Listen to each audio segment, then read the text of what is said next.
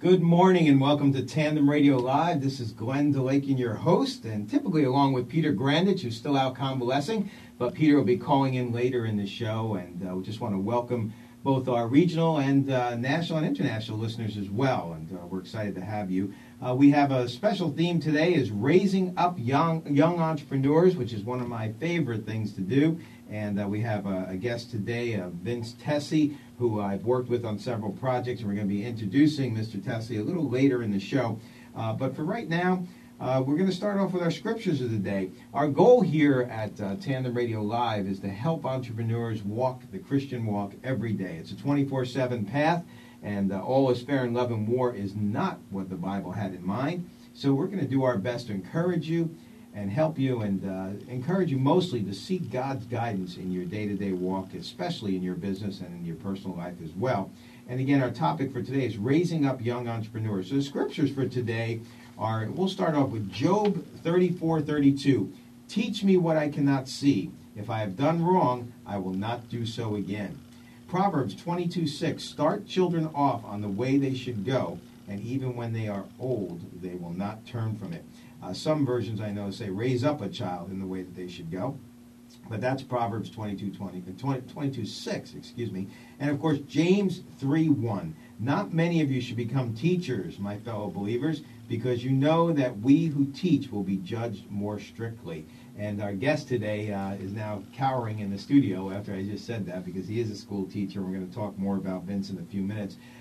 Going back to the show theme and what we do, we're excited to be here every Saturday from 11 a.m. Eastern Standard Time till noon. And I only say that because I know we get a lot of contacts from Facebook and on the internet from people all around the country, and we're excited to hear from those folks. So welcome if you're listening. And of course, you can catch the show live or watch any of the archive show, actually watch on video any of the archive show at www.tandemradio.com. So if you haven't taken advantage of the resources at tandemradio.com, you may want to click online if you're at home. If you're in the car, please pay attention to the driving. Don't be picking up that cell and looking up the website. I'll also give the phone number today, because I know we might have some people calling in with some questions, because we have some great topics today. 800-575-9564. You can call that anytime during the show. That's 800-575-9564. And again, as we do each week, we bring in a guest that talks about topics that relate to business. And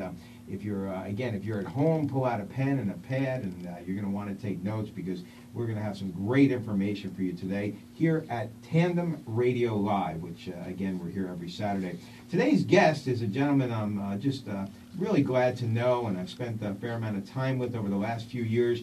One of the reasons is because he's been a school teacher to my sons, and he's also been involved in an organization I enjoy doing work with called Deca.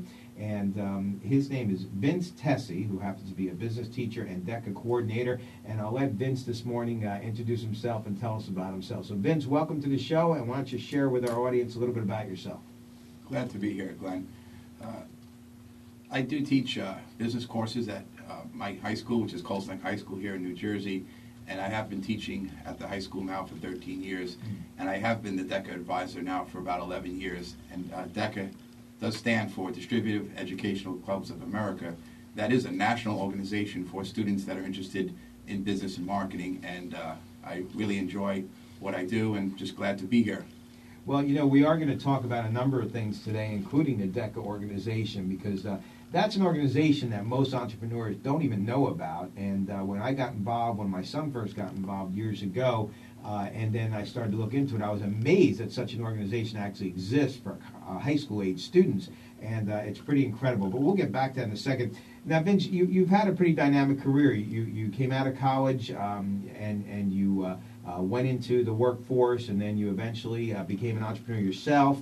And got involved in franchising, and then went back into working, and then eventually ended up teaching. Tell us a little bit about that. You went from business and then into teaching. Tell us a little about the transition. Okay. I did graduate from the University of Miami School of Business, so I do have a business background. I majored in management and minored in finance. And after graduating from college, I returned back to the New York City area, and I actually worked on Wall Street for a while, and I worked on the stock exchange, which was quite an experience. And I sort of bounced around there for a few years and got my trading license. And then actually had an opportunity came up for a franchise business. A friend of mine who also graduated from University of Miami, Jim Bird, who ended up playing football for the Giants and the 49ers. Oh, no kidding. He was into buying some franchises, and one of them was a 7-Eleven franchise. So he turned to me and said, well, I'm going to be playing football for the Giants, but I'll sort of be the behind-the-scenes guy, and how would you like to run the store? And that's how I got involved in the franchise business. Oh, okay. So you did franchising for a number of years, and then you moved on, and now you're teaching. So tell us a little bit about the transition between actual business and teaching. I mean, one day you're an entrepreneur, the next day you're actually a government employee, technically, right, working for a school system. That's true. Well, it wasn't, I would say, an easy transition. I actually went back to school at about 32 years old, and I got my master's in education. And I'd always been involved in coaching. I liked working with children, and coaching is teaching, and teaching is coaching. I went back and got my master's in education, and actually started out as a substitute teacher and as a teacher's aide, and just kept, sending my resume out there. And I finally caught a break at Colts Neck High School. They hired me as a social studies teacher and business teacher, and it's been great ever since. So you were able to take your business experience and pump it into your passion, teaching. Exactly. Now, you mentioned coaching. I believe you also coach at the high school, correct? I do, and I really enjoy it. I'm a football coach. I have been coaching there since the school opened. 1998 was the inaugural year of Colts Neck High School, and we started out with 400 students and just a freshman football team. Wow. And from that 1998 staff, I'm the only one left. Oh, really? I must be doing something right. Yeah, I guess so. What do they have now? About close to 2,000 students, right? Yes, it's a full-blown high school. We're considered a Group 4 high school with close to 2,000 students. Wow, it's amazing. And I'll tell you, there's some incredible programs there. And the only reason why I bring that up is because, many school systems, not only the Freehold Regional School System, but many school systems have specialized programs. And I know you have one in particular relative to business. And why don't you tell us about the Learning Center and the students you have there? Yes, in my school district, there are specialized learning centers throughout our district. Since it's a regional district, there are 6 high schools there. And Colts Neck is known for its Law and Public Service Learning Center, where students enter 9th grade with an interest in civics and government and law. And besides the Learning Center, the law section of it, we do have a business department, which we have built up from 1 or 2 courses since 1998 to now. We offer over 6 or 7 courses. Oh, wow. And so students, I guess, that are interested in becoming an attorney or something like that would typically take this specialized program. Yes, I actually teach in the Law and Public Learning Center for seniors. So from freshman to junior year, they are taking some government law-backed courses. And then when they are seniors, I do teach them what's called business and contract law. Interesting. Now, we're going to talk about Deca in a minute because I think that's a very dynamic organization, but you actually have marketing and business courses that students can take as electives, is that correct? That is right. Our business department offers many elective courses for freshmen, juniors, sophomores, all the way up to senior year. And the marketing class is considered what's called a co-curricular class. So if a student takes marketing, they automatically become part of the Deca organization, which is a national organization for marketing students, and that affords them endless possibilities. Right. And you also mentioned something that's just been mandated statewide.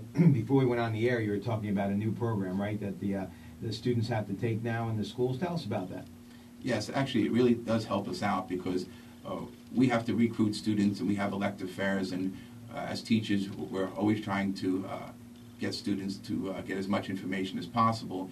And with business not being a required class, we fill up our courses through word of mouth and through student interest. But now, starting with the class of 2013, the state of New Jersey felt that there was a need to have students educate themselves about personal finance, which is budgeting and banking and learning about credit. So we think it's going to be a great class that not only is going to be interesting for the students, but is a necessity for the students. It's always amazed me how many kids that come out of college, literally, and can't even balance a checkbook. And we wonder why our country's in so much trouble with finances and debt.